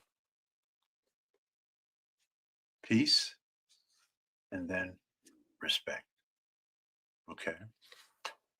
The third is inspiration. You're my biggest cheerleader. Now, we know what's important to women: provision mhm, and protection. mhm. And here's the third one that very few people think about: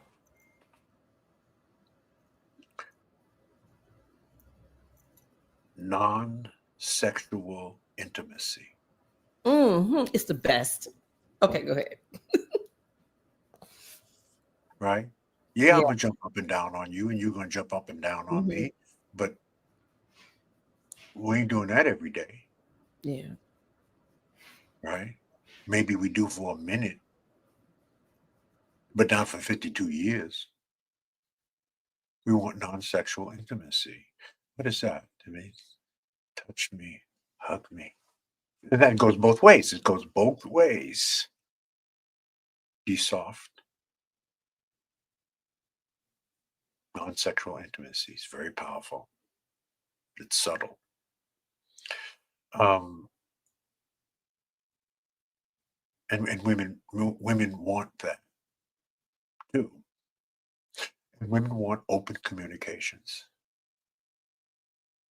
to be transparent, and to keep it real, upfront, and honest. And what a woman deeply wants is a man that leads. That's our job. Now, the controversial word amongst women is submission. And it is not what it sounds like. And I'm going to be writing about this in the existential crisis of the Black family, the path to restoration. Submission is really about infrastructure. That is my responsibility to provide. Now, it's not that women do not provide today. I mean, Nora Jean worked. She wanted to work. She wanted to get out into the world, right? She wanted to work and she wanted children. But it was fundamentally, if she did not want to work, it was my fundamental responsibility that I put my hand on the Bible. I will provide. You don't have to work, but if you want to work because that's what you want to do, you can. But at the end of the day, I will provide.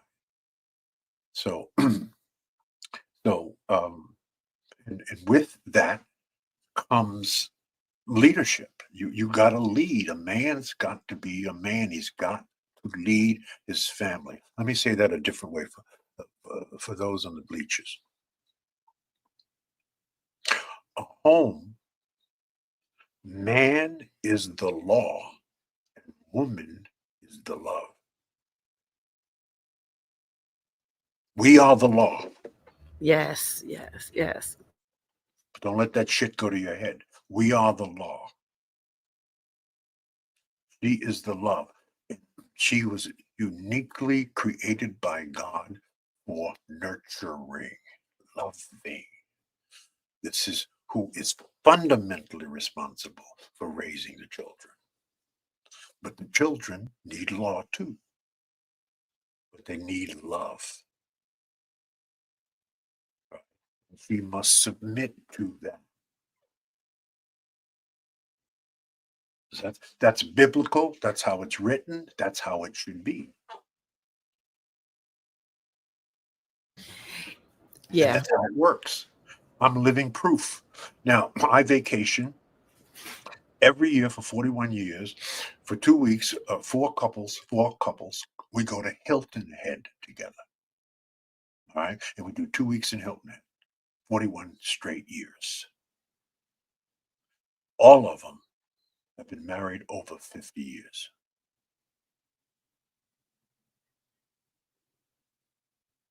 So, Nice. so you tend to hang out with people who share your values and mores and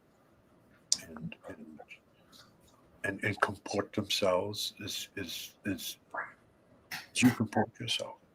Yeah. So yes, men are the law, women are the law. And this Mm. combination of the two, this powerful mixture. Powerful mixture. But men design to lead. Mm. In fact, if you take the hierarchy of life, there is what? God, number one. Man, woman. It's the hierarchy. Right? And you can't take it to an extreme. There are certain cultures and religions that take that to an extreme. There You has know, to be some middle ground. Yeah. when I was something I was thinking about when I was speaking to you last night, and you talked about, places where you think when people go to Africa, like what 3 countries they should go to and why. And like your number one choice actually lends like more credibility to what you're saying in terms of man and woman relationships, because we see it everywhere. Can you tell everybody what that number one place is? Well, I've been to the continent 31 times. I speak That's globally. nice. I've spoken in about 12 countries in Africa. So that would have taken up 12 of those visits. The others were for various reasons, trips with Tony Brown and all those other Mhm. kinds of things. And so people ask me, knowing that I've been to the continent that many times, Dr. Fraser, I've never been to Africa. You'd be surprised how many Black people have never been to the continent. If I only went one place, where would you suggest that I go? If I decide to go a second time or a third time, where would you suggest that I go? I said, well, if you only went one time, the first place you should go in Africa is Egypt, Cairo. That trip alone will change your life. Because when you go into the tombs, the burial, the burial sites and the pyramids, and you look on you look on the walls of those paintings, 5,000 years before Christ. They were preserved because they were, entombed, and you will see every color from blue, black to my color in those paintings. Now, evidence of something very, very biological, that the black woman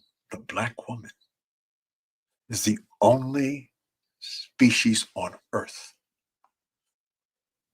based on mitochondrial DNA that can produce every color of human being on Earth. No one else can do that but the black woman. We populated the world. So white folks have always known how powerful we are and have feared us, really. They enslaved us, but they feared us because they believed that if we ever overpowered them, we would do to them what they did to us. It's not true. We're not built like that. So we're powerful people. We're all that in a bag of chips. We really, really are.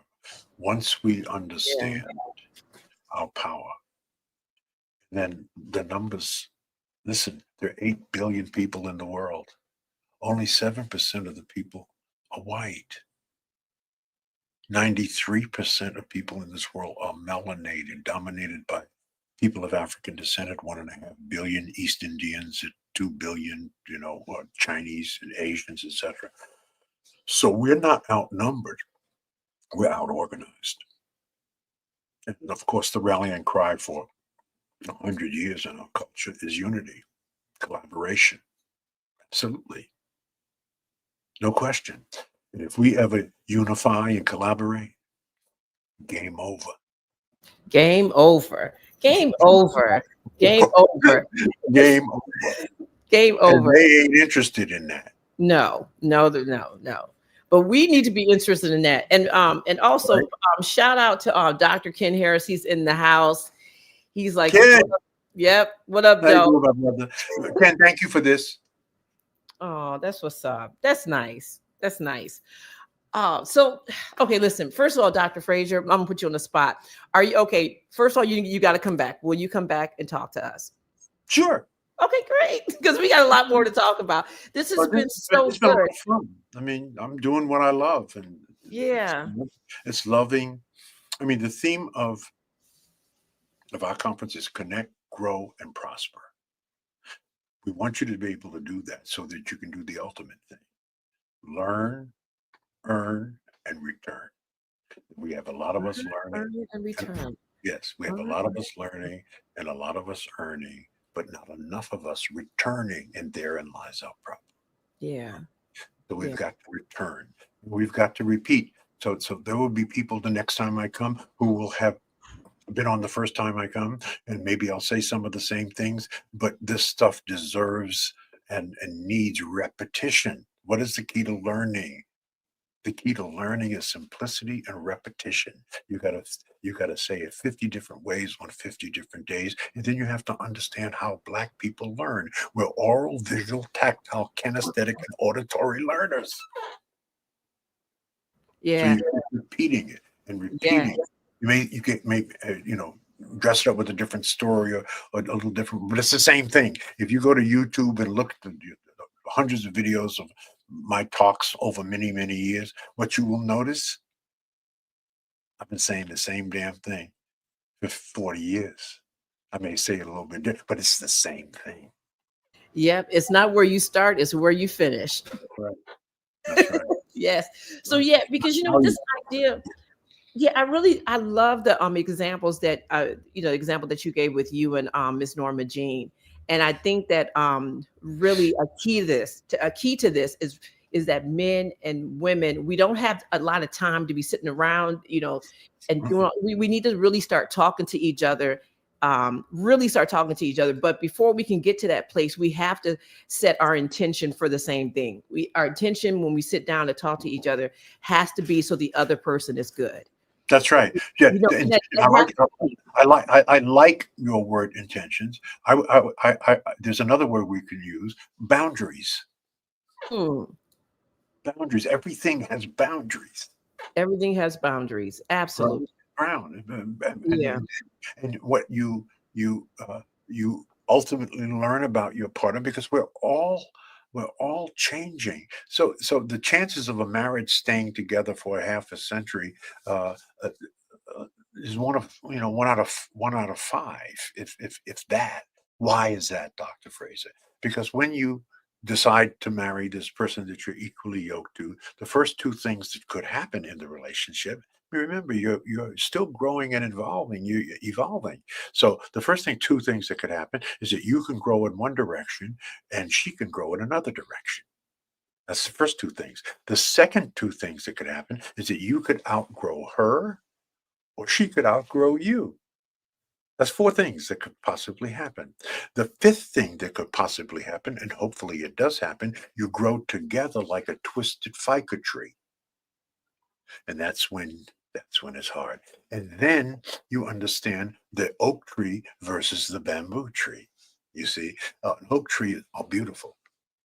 They're solid as a rock, and they grow 200 feet high. A bamboo tree takes 5 years to develop a root system. And then it grows 100 feet in a year.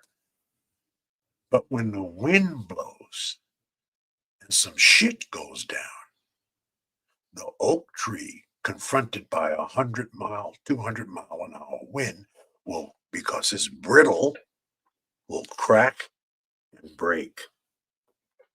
A bamboo tree, 100 feet high, with deep roots, will bend all the way to a horizontal position until the wind passes, and then it pops right back up. It's a metaphor for how you have to cultivate, nurture, and develop a relationship. Yes, stuff's gonna go down. There's going right. There's going to be thunder and lightning. There's going to be wind. And no one is exempt. You just have to learn how to withstand it. Yeah, and you have to want to withstand it. Oh, sure. Want to withstand it. Yes, that's right. Yeah. All right. Okay, just one little quick question, because it's so funny, because we said the number one place you would say would be Egypt, and what are number 2 and number 3? Because people are asking, what's your number 6? Number 2, Ghana. Ghana, I believe, is one of the most friendly of the countries. Not that they aren't all friendly, but Ghana in particular, it first of all, it's very easy to get to. You know, you go to New York and you cross the Atlantic and you're in Ghana, right? So it's on west coast of Africa, Ghana. Very friendly. They're now working on systems where we can actually now get not passports, but citizenships. You can get dual citizenship, right? The land there is relatively inexpensive. They're looking for us to come there, and they welcome us to come there and to settle and develop and have it as a second home. It's just very friendly to African Americans. Okay. And a lot of us probably have friends who are in Ghana. All right. So you go someplace, you got some friends. The third, just because it's interesting and you should see a different side of Africa, would be South Africa. South Africa, Johannesburg, Cape Town. You can do safaris. I mean, and if you fly into Johannesburg, it's like flying into San Diego. Right now, and that's, by the way, where the Nelson Mandela Museum is. So there's a lot to see in Johannesburg, and it's one of the wealthiest countries in Africa, and it's just a different vibe. You need to experience that when you go to a continent. Yeah, 100%.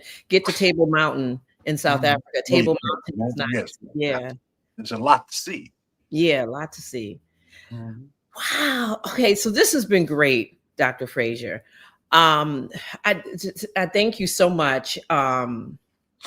This is, you have you've opened the door to a lot of other conversations that we're going to have. This idea of Black woman, Black man relationships is something that we have to really, because it's the crux of us being okay, and us being financially independent. And our kids being good, and their kids being good. So yeah, we're going to have more conversations. Our children must have both male and female influence. Yeah, I have 2 boys. Even if you have daughters, right? And I have 3 granddaughters. A real man and male, as a grandfather, or as a father, if you're raising daughters. As a father, you influence the decision or inform the decision of your daughters on what a real man is. You become the model for that. Absolutely. Same if you're raising sons. Same with you raising sons, right? You become the model for what a real man is. Yeah. Yeah, I have 2 boys, and let me tell you, there's things that I do as a mom, but a lot of who they are, I mean, it's your dad. It's like males, men can raise men, So when your sons if your sons ever start wanting to be you, and they want to try on your dress, and that's a problem. Issue. Exactly. Right? But you want the softness and the love and the nurturing Right? It's a part of their character. Yeah. It's a part of their understanding. They Exactly. want to see that. So that will inform your son's decision on what a real woman is. Mm, Mhm. yeah. Thank you. Thank you. Thank you. Thank you, Dr. Fraser. All right. I'm going to okay, don't go anywhere. I'm going to put you back in the green screen. I'm going to close the show off, but don't go anywhere, okay? Okay. All right. Beautiful. Okay, family. Dr. Fraser, that's what's up. Listen, he's going to come back on and we are, he's going to be on again. So family, first I want to say thank you to everyone that's been giving us Cash App love. Listen, this is how these shows get done, by your donations. Thank you, thank you, thank you. And again, I want to announce, okay, this is big news, that HAPI will be live streaming this event that will be happening in New York City, March 23rd of this year from 1:30 to 7 p.m. We have Mfundisi Juhutimis. Now, you know, that's my brother. Been to Egypt with him a few times. We have Kaba Kamene, and opening remarks will be no other than Professor James Small up in the house.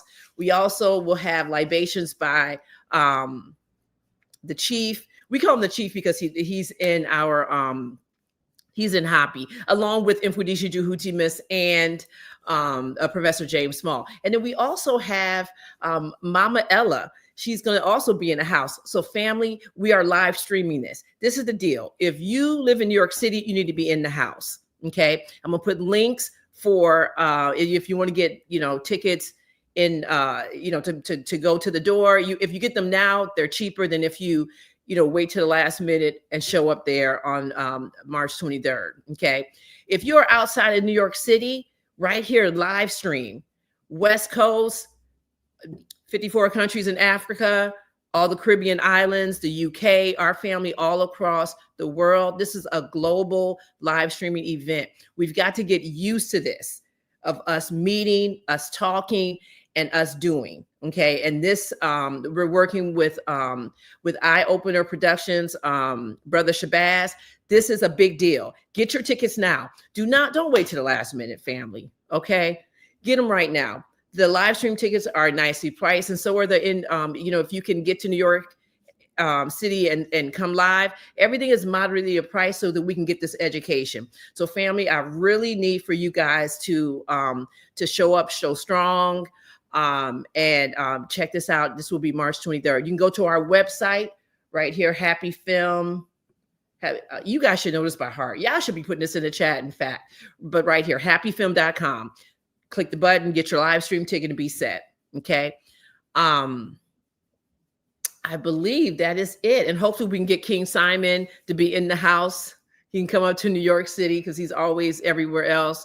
But come up for this event. It's going to be nice. Again, that's Mfundisi Juhutimis, Kaba Kamene, and Professor James Small. And we have the chief, Baba. And then we also have Mama Ella will be in the house. All right, fam. We are, I'm sorry. Listen, this has been a good show. Make sure you share and like this video. We're going to have Dr. Fraser is going to come back on. I love his stories. I love his frankness. And I think somebody had just joined us and they said, oh, well, you're coming up to at the end of a good conversation. It has been a good conversation, but you can go hit us up on YouTube, Facebook, and check this out. So family, in the words of, anytime when my friend Professor Small is in here, I always say peace and blessings. So peace and blessings. I don't know what we can talk about in this nation without talking about white superiority, honestly. Who defines the meaning of God also defines the relationship between economy and God. African Americans spent $1.3 trillion last year, making us the 16th wealthiest nation in the world. Why have we not turned those riches into wealth to develop our community?